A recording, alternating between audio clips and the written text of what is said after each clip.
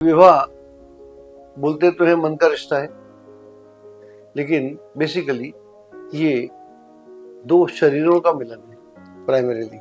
जो लोग पति पत्नी आपस में प्रसन्न नहीं होते, सेक्सुअल लाइफ उनकी गड़बड़ होती है, तो फिर उनका उत्साह भी नहीं होता जीवन के प्रति। शिवलिंग जो है तो योनि का भी समावेश है, आप जानते हैं।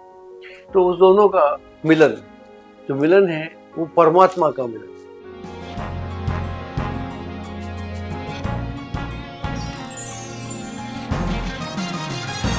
नमस्कार, मैं डॉक्टर अजय भांबी और हम बात करने जा रहे हैं वात्सायन और ज्योतिष।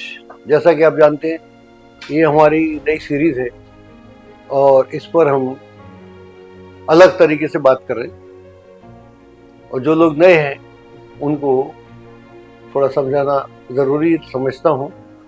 तो ये हम बात कर रहे हैं कि मान लीजिए लड़के का और लड़की का दोनों का लग्न कुंडली की बात कर रहा हूं मैं। लग्न की बात कर रहा हूं, मून कुंडली की बात नहीं कर रहा। दोनों का लग्न मेष है, ऐसा होता है, इट्स वेरी कॉमन। और चूंकि मेरा विषय आप जानते हैं नक्षत्र है, तो हम नक्षत्रों की बात कर रहे हैं। वैसे भी जो एक राशि है वो इस पृथ्वी से कई गुना बड़ी है, और प्रत्येक राशि में 2.25 नक्षत्र होते हैं, और जिनकी लेंथ होती है, लॉन्गिट्यूड जिसको बोलते हैं, 13.20। और जब एक्सटेंड कर जाए तो अगली राशि में वो नक्षत्र हमको मिलता है। हम यहाँ बात करने जा रहे हैं भरणी नक्षत्र की, जो नक्षत्र की सूची में दूसरा नक्षत्र है। पहला अश्विनी है और दूसरा भरणी है, और ये दोनों नक्षत्र जो हैं मेष राशि में या मेष लग्न में यहाँ पर पूर्ण मिलते हैं, बाकी पूर्ण नहीं मिलते, बाकी फिर उनका अलग ओवरलैपिंग होता है। तो भरणी जो नक्षत्र है इसको समझने के लिए लड़के का भी नक्षत्र लग्न का भरणी है और लड़की का भी लग्न का नक्षत्र भरणी है।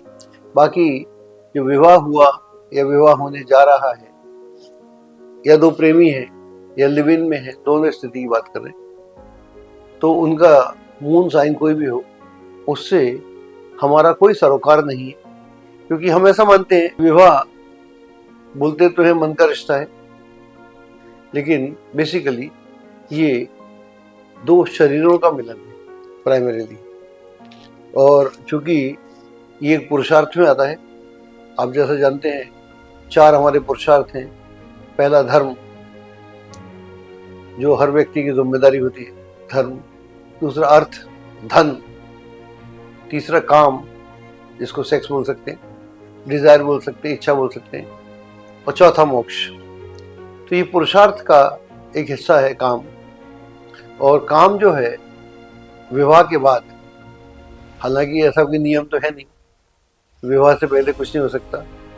दुनिया तो कहीं से आगे, कहीं से कहीं निकल गई। एक जमाना रहा होगा जब विवाह से पहले लोग ब्रह्मचर्य का पालन करते होंगे।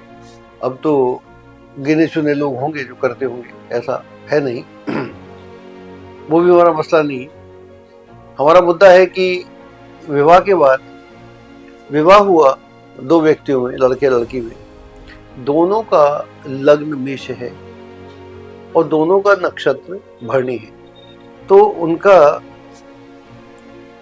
चरित्र चित्रण कैसा होना चाहिए, यानी उनका व्यक्तित्व कैसा होना चाहिए, और उनकी आदतें कैसा होना चाहिए, और उन दोनों में क्या प्लस होना चाहिए और क्या कमी होना चाहिए।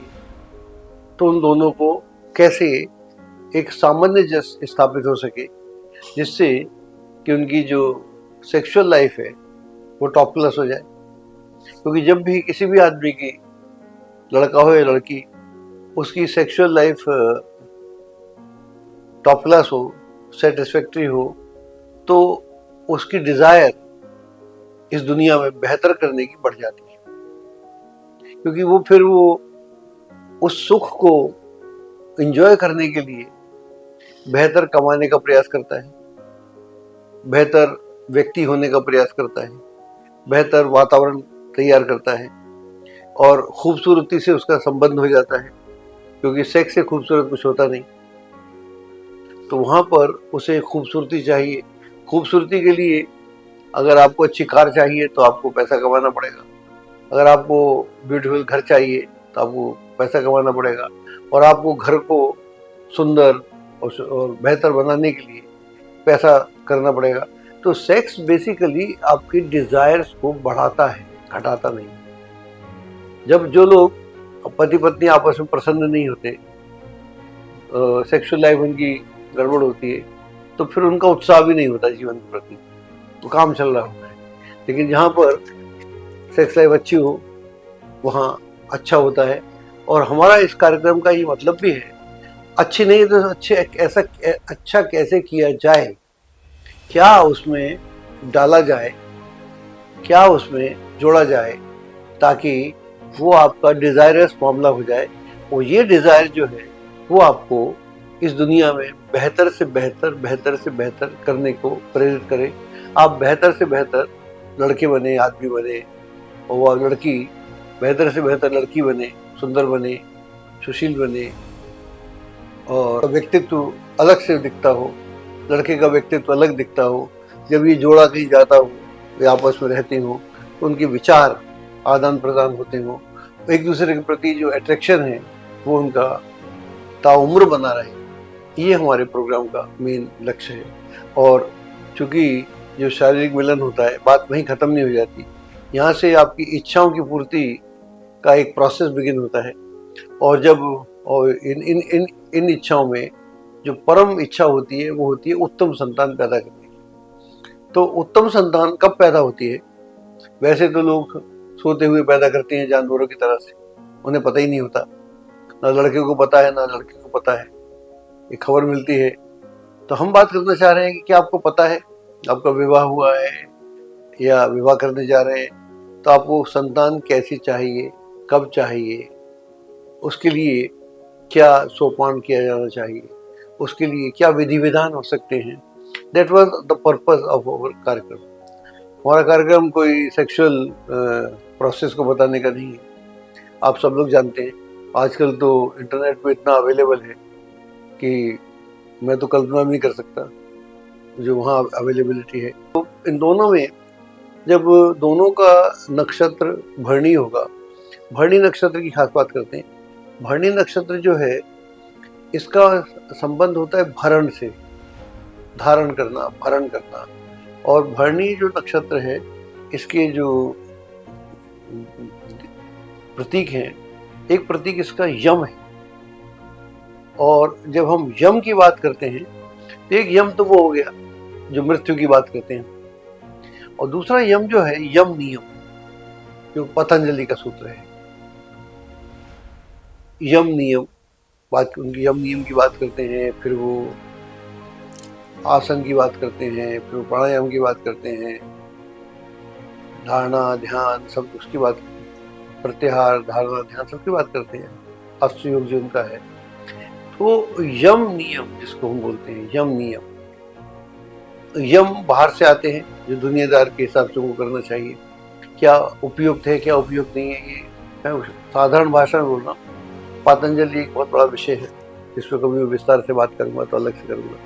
तो यम की हम जब बात करते हैं तो जो दुनिया का आचरण है, सरल भाषा में समझाने का प्रयास कर रहा हूँ, तो वो बाहर का क्या हमें करना चाहिए क्या हमें नहीं करना चाहिए, क्या जिस समाज में हम रहते हैं उस समाज के उपयुक्त है या नहीं है।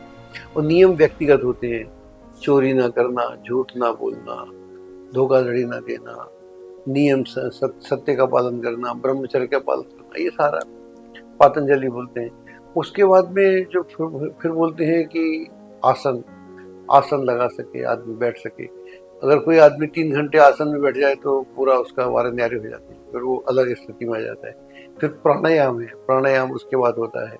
फिर प्रत्याहार है, प्रत्याहार जो हमें नहीं करना चाहिए। फिर धारणा ध्यान और समाधि, ये पूरे प्रोसेस हैं। तो इस नक्षत्र से एक तो उसका संबंध है यम का, जहाँ मृत्यु की बात कर रहे हैं, और दूसरा मृत्यु को कैसे टाला जाए उसके लिए यम नियम, या जीवन को कैसे सुखी बनाया जा सके, हेल्दी बनाया जा सके, सिस्टमेटिक बनाया जा सके। तो ये नक्षत्र इसकी बात करता है। तो अगर आप दोनों का नक्षत्र ये है तो सबसे पहला जो कार्य होना चाहिए, आपको अपने शरीर में ध्यान देना चाहिए दोनों का। आप चाहे यम नियम करें, अष्टांग योग करें, या ना भी करें, जिम करें, भागा दौड़ी करें, या देसी आदमी वो दंड बैठक लगाए, कुछ भी करें, सूर्य की रोशनी लें, सूर्य के साथ करें, और किसी पार्क में जमीन के साथ जुड़े। जब आदमी जमीन और आसमान के साथ जुड़ता है, सूर्य के साथ खासतौर से, तो फिर वहाँ उसका स्वास्थ्य अच्छा होना चाहिए। तो यह भी एक तरीका है, क्योंकि सिर्फ विवाह का एक ही काम थोड़ी है, बच्चा पैदा करने थोड़ी, आपका अपना स्वास्थ्य भी तो उत्तम होना चाहिए।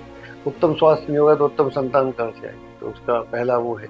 और दूसरा, इसका दूसरा जो इसका अर्थ है भरणी का, दूसरा भरणी का अर्थ है भग, यानी योनि। योनि की हम पूजा करते हैं, जैसे कि आप जानते हैं, और शिव पार्वती की जो बात करते हैं, शिवलिंग और शिवलिंग जो है, तो योनि का भी समावेश है, आप जानते हैं। तो उस दोनों का मिलन, जो मिलन है वो परमात्मा का मिलन। तो बेसिकली जो सेक्स का जो पर्पस है वो ये है कि जहाँ दो आदमी एक हो जाते हैं, और वो क्षण जो है वो अगर आपको दूसरी दुनिया में लेके जा सकते हैं, तो ध्यान कहाँ लेके जा सकता है। तो यम नियम हो और ये सब हो, तो वहाँ आप एक तो समझते हैं, और फिर आपका एम्बियंस कैसा हो, वातावरण कैसा हो, माहौल कैसा हो, किस तरह के माहौल में आपको एक दूसरे के भीतर उतरना चाहिए, वो अपने आप में एक पूरा विज्ञान है। वात्सायन को आपने पढ़ा होगा, नहीं आप उसको पढ़ सकते हैं। तो वात्सायन वहाँ पर सिर्फ वात्सायन उनकी बात नहीं कर रहा है, आसनों की बात नहीं कर रहा है। वात्सायन जो बात कर रहा है, वात्सायन कह रहा है कि कैसे हम एक दूसरे के साथ आत्मसात हो सके। और आसन की जो बात है, आसन आपने देखा होगा खजुराहो में मिल जाते हैं, अजंता एलोरा की गुफाओं में मिल जाते हैं। तो वो आसन भी वही कर सकता है जो योग करता है। पतंजलि का अगर योग शास्त्र नहीं कर रहा तो उसके बस का बात नहीं है, फिर पॉसिबल नहीं है। तो बलिष्ठ शरीर ही बलिष्ठ इंजॉयमेंट कर सकता है, एक सूत्र है ये। तो आप दोनों का चूंकि नक्षत्र एक है, तो ये पहला प्रयास ये होना चाहिए कि हम शारीरिक रूप से, मानसिक रूप से, आध्यात्मिक रूप से हम कैसे बलिष्ठ हों, या एकाग्र हो, या सिस्टमेटिक हो। और दूसरा, इसका जो दूसरा सबसे बड़ा वो है शुक्र, इसका लॉर्ड शुक्र है, इस नक्षत्र का लॉर्ड शुक्र है। और शुक्र का मतलब होता है वैभव, शुक्र का मतलब होता है सुख सुविधाएं, शुक्र का मतलब होता है एम्बिशंस, शुक्र का मतलब ग्लैमर, शुक्र का मतलब होता है ब्यूटिफिकेशन। तो आपका पूरा एनवायरनमेंट ब्यूटीफुल होना चाहिए। आप खुद ब्यूटीफुल हो, वो तो होना ही चाहिए। आप कैसे कपड़े पहनते हैं, कैसे वातावरण रहते हैं, कैसा आपका घर है, कैसा आप भोजन करते हैं, कैसे आपकी दिनचर्या पूरी है, क्या आप नियम को पालन करते हैं, क्या आप अपने ऑफिस के काम को, नौकरी के काम को, बिजनेस के काम को कितना उसको समय देते हैं, या कितना उसको तवज्जो देते हैं, कितना उसके प्रति कितने समर्पित हैं। तो ये समर्पित जब होता है आदमी, तो फिर उसका दिन दूनी रात चौगनी, उसकी आर्थिक स्थिति बेहतर होना शुरू हो जाती है, उसके व्यक्तित्व में अलग हो जाता है। फिर उसको मालूम है किस तरह के लोगों से मिलूंगा, किस तरह के लोगों से नहीं मिलूंगा। फिर वो पढ़ता भी है, लिखता भी है, शास्त्रों से भी उसका संबंध रहता है। और इतना लिटरेचर है इस दुनिया में, इतनी पोइट्री है, इतना म्यूजिक है, इतना कुछ है इस दुनिया में, उसको जानने का प्रयास। और शुक्र में अगर आपको उस तरह की रुचि है, तो आप उस तरह की रुचि का प्लान कर सकते हैं। अगर आप चाहते हैं कल को आपके संतान एक बहुत बड़ा एक्टर हो, या कोई बहुत बड़ा म्यूजिशियन हो, या कोई बहुत बड़ा कलाकार हो, या कोई ऐसा खास आदमी हो, तो ये भी एक हो सकता है। या वो बिजनेस में खरबों अरबोपति हो सके। तो ये सारी चीज़ें जब आप खुद अपने आप को नियम में सलीके से बांधते हैं, फिर उसके बाद आप उस प्लानिंग के साथ आप संतान पैदा करते हैं। संतान पैदा करने के लिए आप अपने मानसिक रूप से, आध्यात्मिक रूप से, धार्मिक रूप से और सामाजिक रूप से अगर आप अपने को ऑर्गेनाइज करते हैं, फिर आप करते हैं, तो जब संतान पैदा करेंगे वो कमाल की संतान होगी। और हमारा मानना है, पिछले 45 साल से 50 साल से मैं इस विषय पर बोलना चाह रहा था, कहना चाह रहा था, इस दुनिया का तब तक कमाल नहीं हो सकता जब तक कि हमारी आने वाली संतानें एक से बढ़कर एक ना हो। वो संतानें कब बेहतर हों, जब हम चैतन्य हों, हम अवेयर हों, हमको मालूम हो हम क्या करने जा रहे हैं। आप कहीं अमेरिका जाते हैं तो टिकट बुक करते हैं, प्लान करते हैं। इंडिया में कहीं घूमने जाते हैं तो पूरा बंदोबस्त करते हैं, कौन से होटल में रहें। क्या संतान के लिए कुछ करते हैं आप? सोचने वाली बात है, हम नहीं सोच रहे। दुनिया में जनरली लोग नहीं सोच रहे। जो सोच रहे हैं वो साधुवाद के पात्र हैं, जो नहीं सोच रहे उनको सोचना चाहिए। तो हमारा जो प्रोग्राम है, तो ये एक दोनों का बहुत बढ़िया मिलत है, क्योंकि यहाँ पर उन दोनों में स्त्रीचित गुण भी है, क्योंकि ये शुक्र का नक्षत्र है। भरणी इसका उसको भरणी में भरण करना।